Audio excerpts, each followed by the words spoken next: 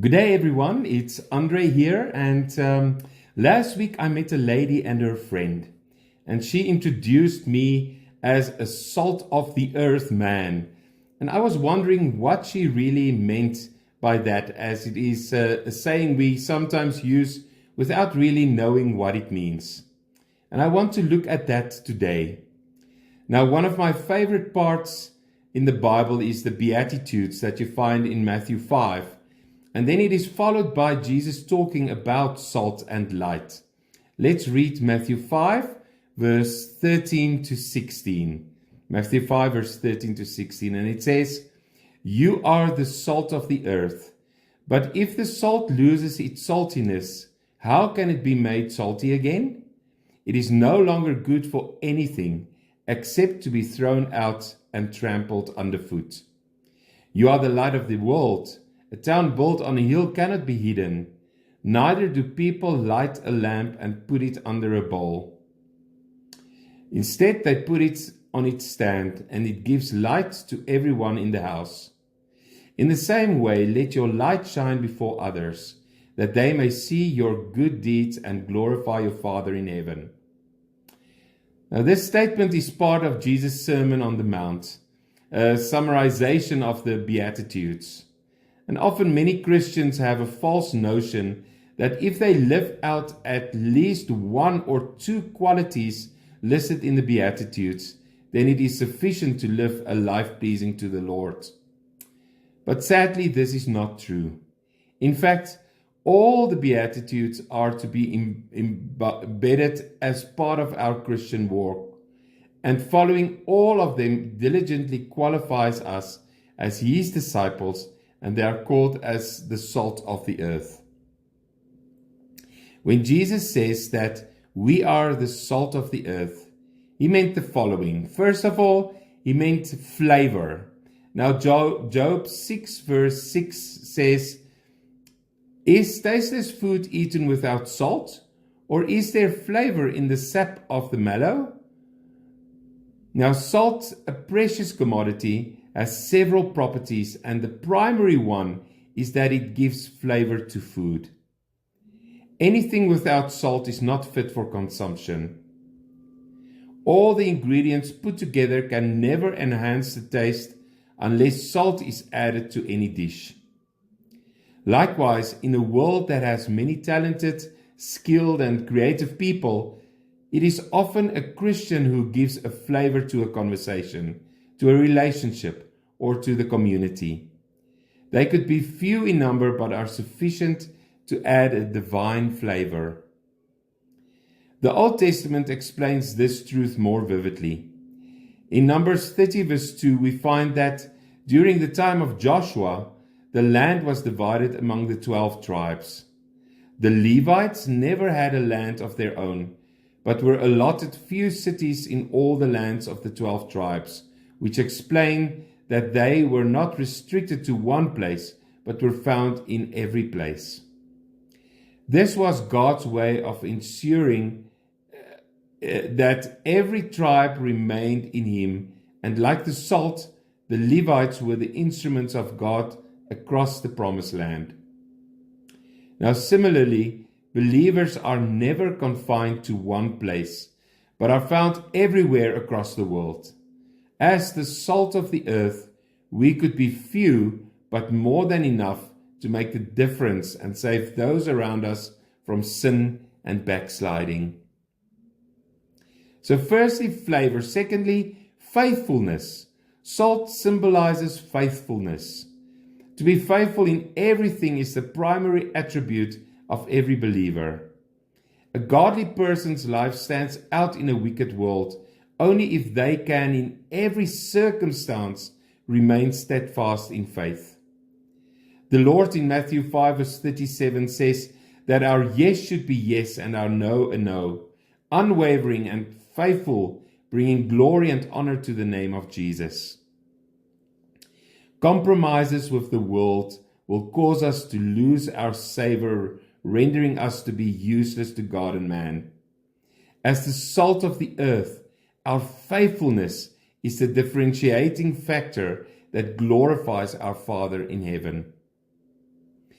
Thirdly, salt is a preservative. Salt is used for preserving the perishable items from decay.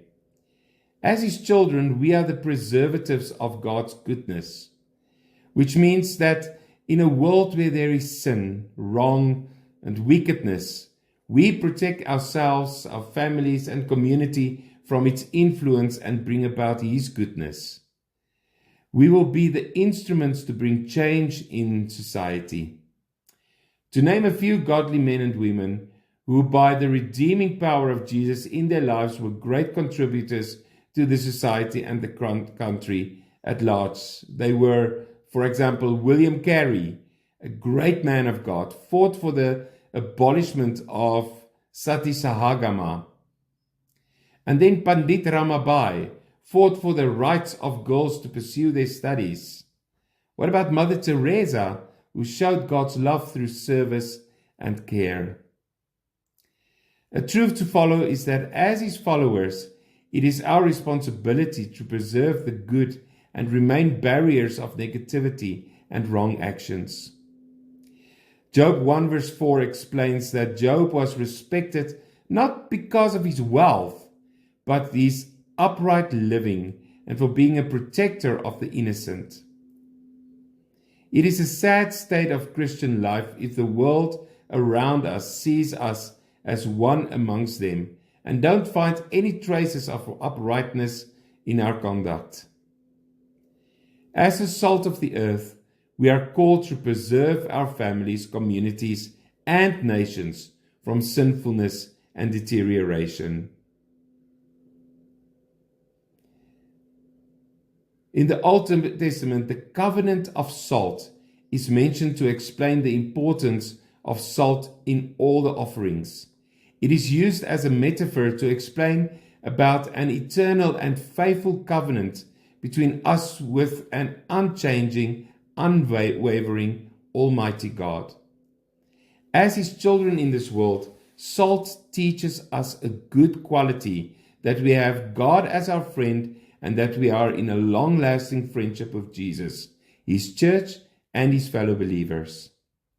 Like a ship that can travel miles across oceans and continents, we remain afloat, drawing many to Jesus. However, just as a small leak can bring a great liner down, similarly, small compromises can threaten a great testimony. It is always good that we cross-check our relationships in the light of God's standard. As the salt of the earth, we are in a covenant relationship with our Heavenly Father and are called to make honest and long-lasting friendships to lead many to Jesus on this earth. Salt can also be a medicine. When Elisha was at Jericho, people complained that the land has not yielded any crop and that water was contaminated too. To help them, Elisha cleansed the land with salt.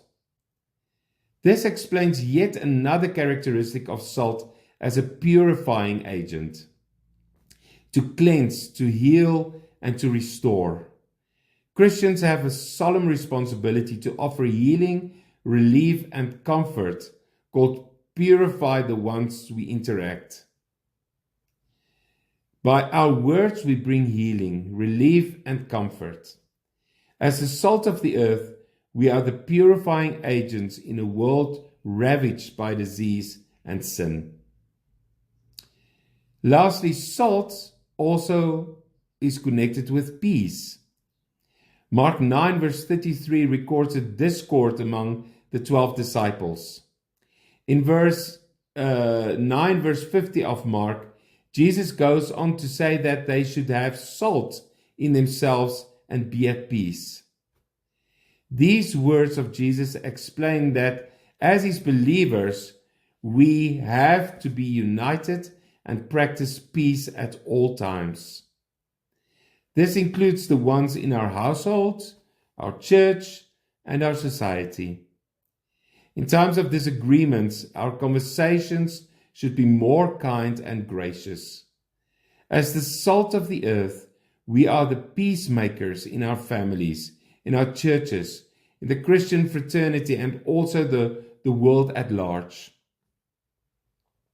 So to conclude this morning, Jesus Christ, who is the true vine, the light, the way, the bread of life, is also the true salt.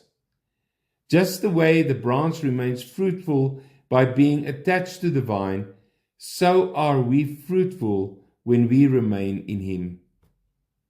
Salt in its purest form will always remain salty. It loses its saltiness only when impurities settle in. To avoid losing our savor, we must always remain in close contact with Christ. Only then we can be the salt of the earth. Let's pray together. Lord, I pray that each one that is listening today, and me included, Lord, that we will be the salt of the earth, that we won't lose our saltiness. Lord, that we will make a difference in the communities around us, in our friendships, in our families, Lord, in our community, in our church as well, Lord, that we will bring the flavor that you give us as Christians, and that we will change the world through that as well. We ask in your name, Jesus. Amen.